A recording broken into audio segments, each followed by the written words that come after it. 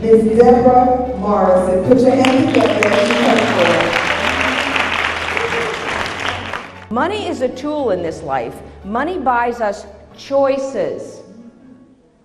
It buys us time sometimes as well. Now, people have been asking me for years, oh, what are your two best assets? Live television say, what are your two best assets? I think they're looking for me to say, well, that piece of real estate and this stock. I say, time and health. Good job. That's my wealth. That's my wealth. Without either one of those, and I've buried clients, and believe me, we didn't have any money in the coffin. Time and health, those are our assets. Let's use them wisely. So take advantage of people that are in the field. Let us share our wisdom with you so that you can use your time and your health the most wisely. Now, I want to talk about history for a moment because I think it was Mark Twain that said, history may not repeat itself, but it'll surely rhyme, right? So we're silly if we don't take the lessons of history. And here's a lesson of history. Because I see a lot of women, they say, oh, I can't let my principal fluctuate. Could you give me a packet of CDs, a portfolio of CDs? And I say, did you mean certificates of depreciation? No, CDs, certificates of deposit. Oh, okay, I'll do that if you can tell me 1 or 2 restaurants that will guarantee you the same price that you're paying today 4 and 5 years now. I'm not even going ridiculous, 20 or 30 years when we're all going to be living until. And a car dealer and a hospital and a florist. Who's going to be charging the same price in 5 years? Nobody. I remember nickel ice cream cones, 19-cent gas.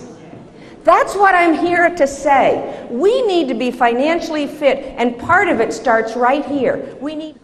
I couldn't invest in stocks because, on October 19th, 1987, they dropped 28% in 4 hours. And in a year and a half, they were whole and better than that.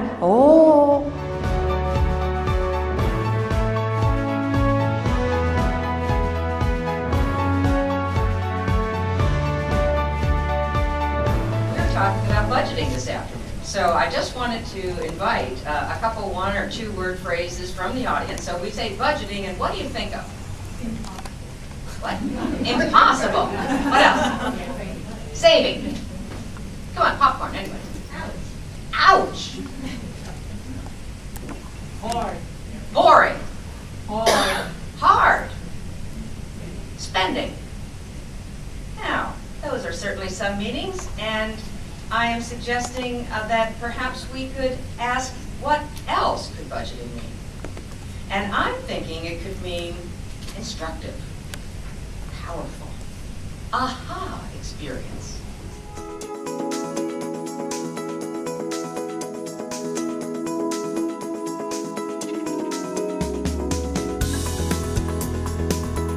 Risk is, after all, the currency for our reward.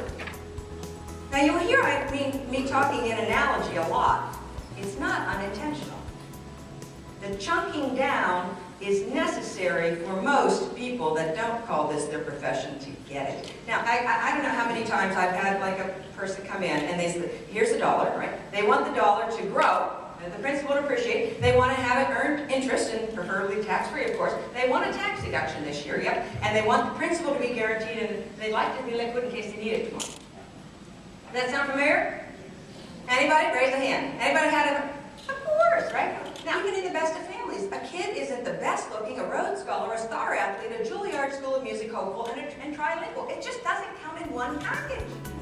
This helps clients manage their expectations, which is really the key.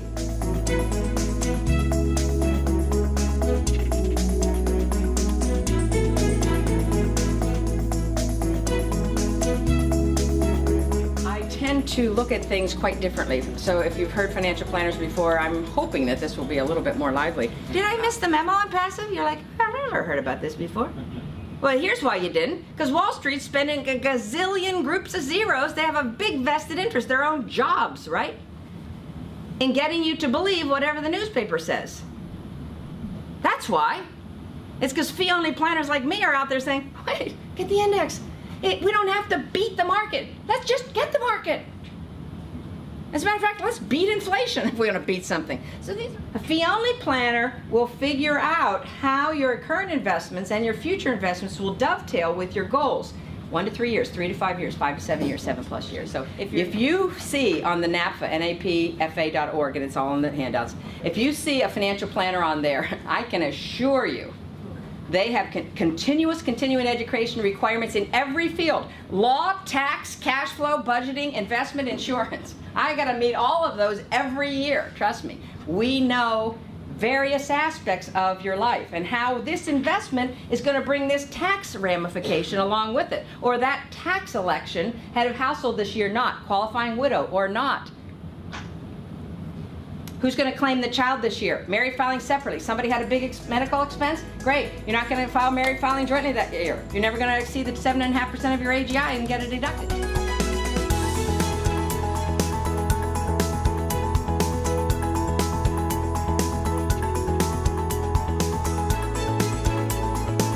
tell you one thing. Well, I knew we were in trouble when hedge funds were on the cover of Money magazine.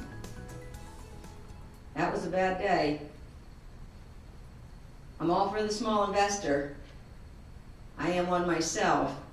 Yet when we bring items of investment without transparency, we bring trouble. Right?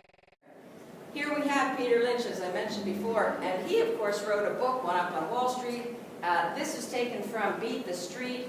All the time and effort people devote to picking the right fund, the hot hand, the great manager have in most cases led to, repeat after me, negative investment.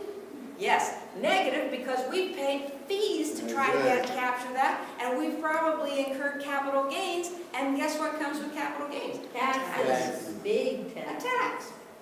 Their jobs and their company's future depend on people getting caught up in trading frenzies, and I might add, and I know it's a little dangerous to use this word, addicted. To chasing returns and addicted to watching the news. And you can't go from here to your grocery store or work to home without hearing what the Dow closed out or the Standard & Poor's. Am I right? When we choose life, of course, we're choosing, we introduce choice into our life, and there comes fear right along behind it. If you're not choosing life, there's no fear. If you're choosing life, there's going to be choices, and then there's fear, automatically. So we don't expect the grieving to stop. It's going to continue. Yet grief isn't our address. Right? It's not who we've become. Temporary housing, maybe. Might rent a room. Yet we don't want to buy on Grief Avenue. I like to say Bill died instead of passed on. You lost your husband. Your wife is no longer with us. They died. We say dead drunk, dead serious, you're dead wrong. We throw dead all around jokes and sarcasm. And somehow we can't corroborate with the grieving survivor that their partner or son or daughter or parent died. Something wrong with that. What is a mutual fund? Mutual fund is a wrapper around, let's say, stocks. Okay. So instead of buying AT&T or ABC Energy Company, you say, I like large established companies. So you buy a basket of them in a mutual fund. So a mutual fund might typically hold, anywhere from a few hundred names to 2,500 different companies. So here's the mutual fund, and it has all these different companies in it. Versus your neighbor who says, I like this stock and I'm married to it. Well, if you put your money here and this stock goes bust, it's lint off your sleeve. No sweat. Your neighbor puts their money there and it goes bust, they're coming to you for money because you did the smart thing, effective diversification, right? Time leaches risk out of marketable investments. So anybody own your own home here? Okay, great. A few of you. And what happened the last couple of 3 years with your home value? Dropped. What? 20%? More? About 20%. 20%. Is that fair? 20% your house dropped. Did you sell your house? No. If the realtor came and knocked on your door every day and told you the value of your apartment or your house, You're like, get out of here. I don't care about it. Too much information. Because you're not ready to act on it. Don't flood your mind with nonsense, with noise. Now, has anybody made chocolate chip cookies? Who's made them? Yeah, sure. What's the ingredients in chocolate chip cookies? Shout it out. Flour, good. Butter, Eggs, butter, sugar, brown sugar, chips. How about baking soda? vanilla. Okay. Vanilla.